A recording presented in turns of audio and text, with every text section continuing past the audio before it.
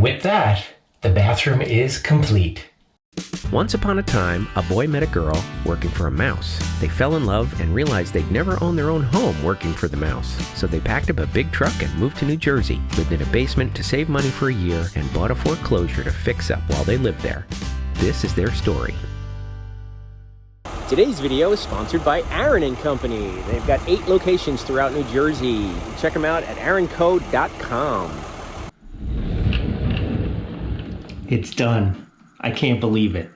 This has been going on for months. Do you remember what it looked like when we first bought this house? And one really nice thing is we do have a master bathroom. It's pretty small, but it's a master bathroom. There you go. Nice. We gutted the bathroom to gain as much space as possible during the remodel.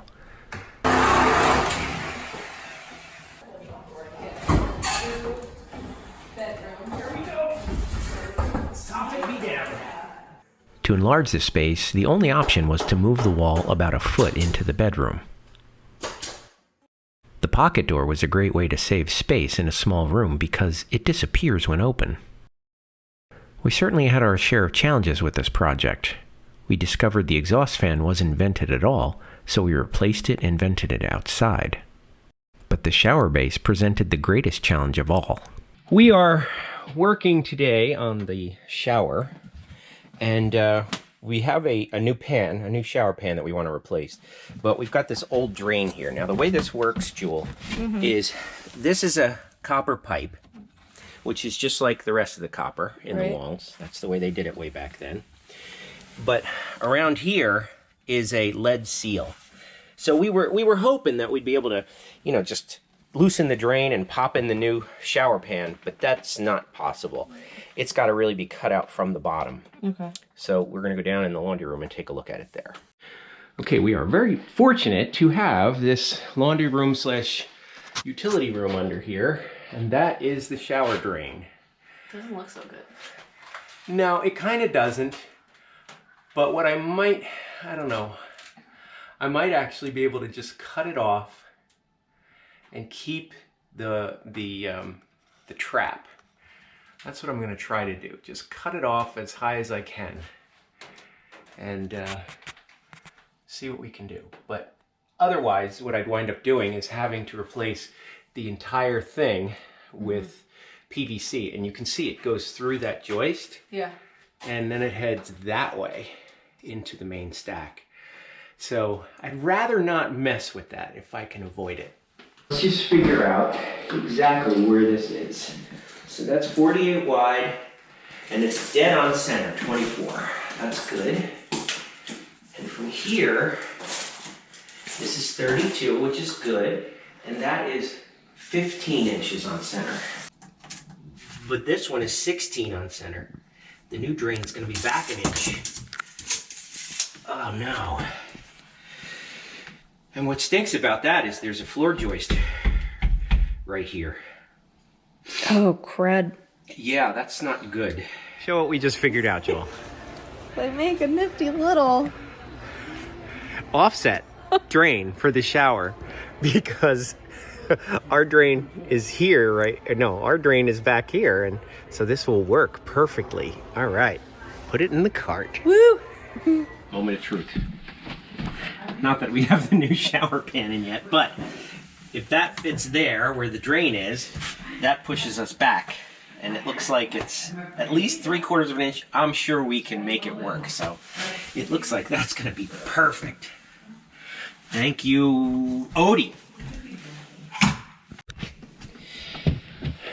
Now I got a fresh metal cutting disc, and I'm using this contraption that I'm gonna hold it what I think is the correct distance down the whole way around, and I'm gonna cut the pipe off. Hopefully it's the right spot.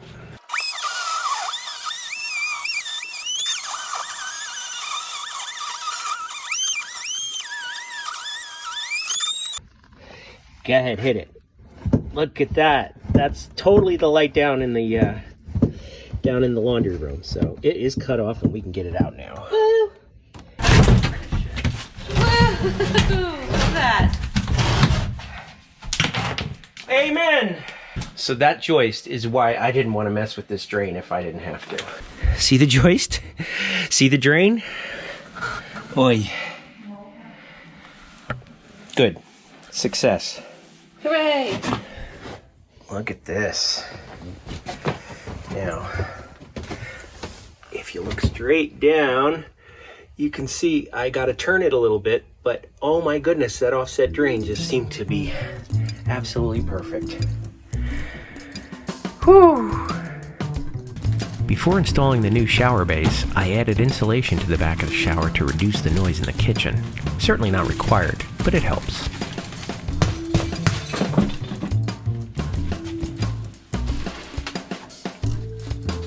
I covered the whole floor with a layer of Durox cement board. This was a perfect underlayment for the shower base and the floor tile that will come later. I screwed them through the subfloor and into the joist using screws made specifically for cement board.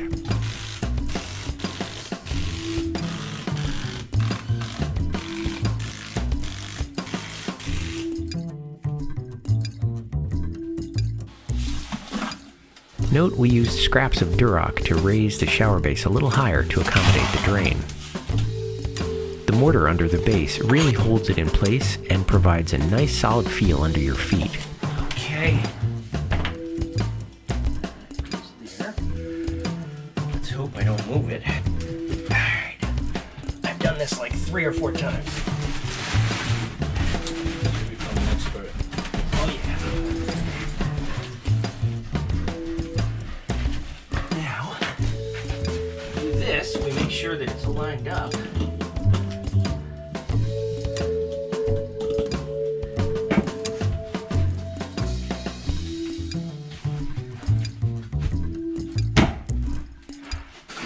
Now what I did here is I made a little bit of a curb because I had to build it up. So we put a bed of mortar right there, and that way the front edge will be supported. And should be fine. I'll let it set up for a little bit and then I'll take the tape off. All right, so the concrete has dried very nicely. It is solid as a rock, which is exactly what you want. Now it's time for permanent installation of the drain, and to do that you need plumber's putty, which is just a, I don't know, soft putty that never really hardens, and you just work it into a nice long string that you'd put around the bottom so that it's between this ring and the base of the shower. There's really no right or wrong. There's no too much or too little, because it's going to squeeze out no matter what I do, and that's exactly what you want. You want it to squeeze out. Now this, because it's an offset drain, I couldn't pre-assemble it. If it's a straight drain, you could tighten it from the bottom because it's going to line up with your drain underneath, but because I have an offset drain, I couldn't do that. So the drain is inserted below. This has to be screwed down. Now, they do make a special tool for this, but you don't actually need that. I found a hack. A little piece of old Cove baseboard. Fits in perfectly.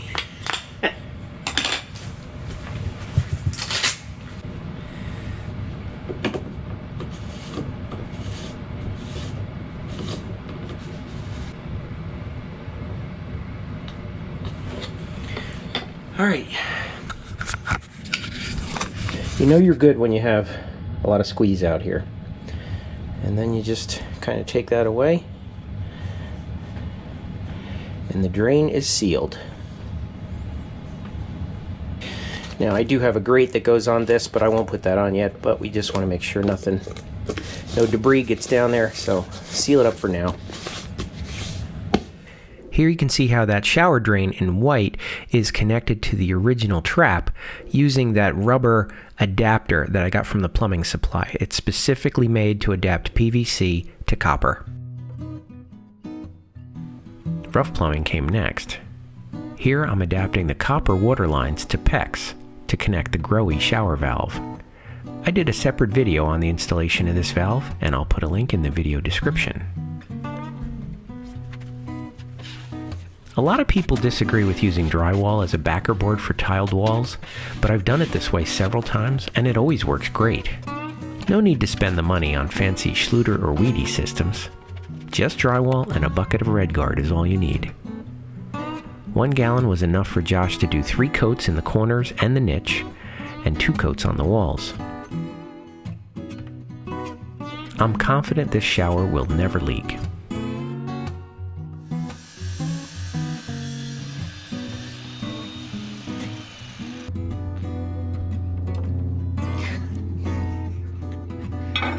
Watching you work.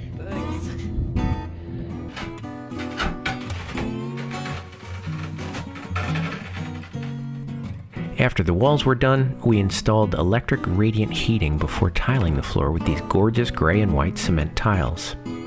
This was my first time installing a radiant floor, and it was really easier than I expected. Julie described it as life-changing, so it's a big win in my book. Wow, turn me over in half an hour. After the floor was done, we installed these frameless shower doors from American Standard. They look awesome.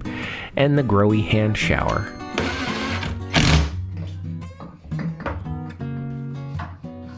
Now the main shower head was back ordered for a little while, but the shower was still usable this way.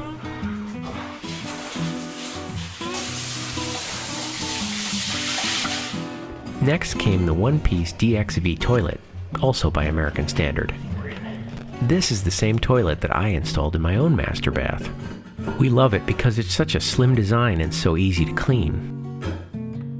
I gotta get this on that little post in there. They're awful. The most challenging part was tightening the bolts.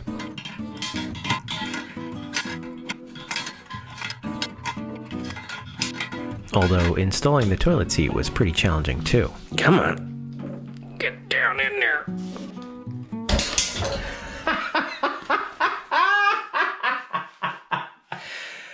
I pushed it all the way through.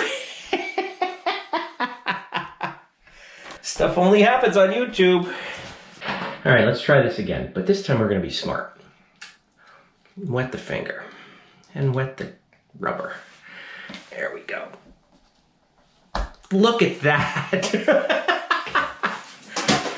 Should put that in the directions. There we go. Yankee ingenuity. I'm also installing this bracket backwards, so wait for it. And that goes like that. It's got these buttons in here that you push to release, and you can take it off to clean it. Oh, I think I need to move it. Oh my gosh. That's another fail. Take 2.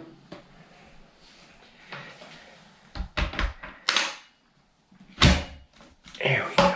That's better. And that's better. And it's all nice and soft closed too. Who knew this was going to be the hardest part about this installation?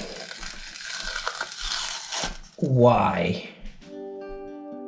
To maximize storage in the bathroom, Julie and Josh decided to go with the Hemnes medicine cabinet and vanity from IKEA. But they used a Growy faucet that matches their shower fixtures. Fresh lighting and a couple of strategically placed command hooks for towels. The switch by the outlet controls the shower light, the exhaust fan, and the heat lamp. And the thermostat controls the heated floor. The tile floor is warm and gorgeous. The toilet is sleek and elegant.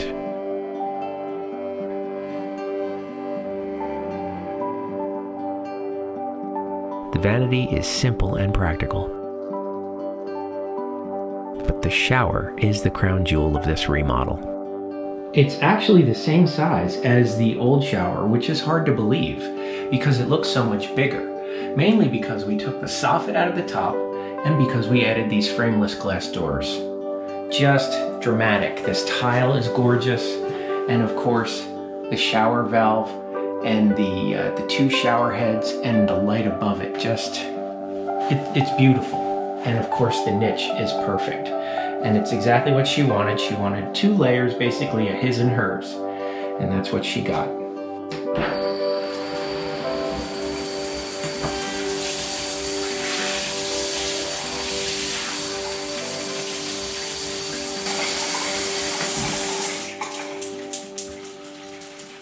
The shower is by far my favorite feature of this bathroom. I mean, what more could you ask for it? They are thrilled.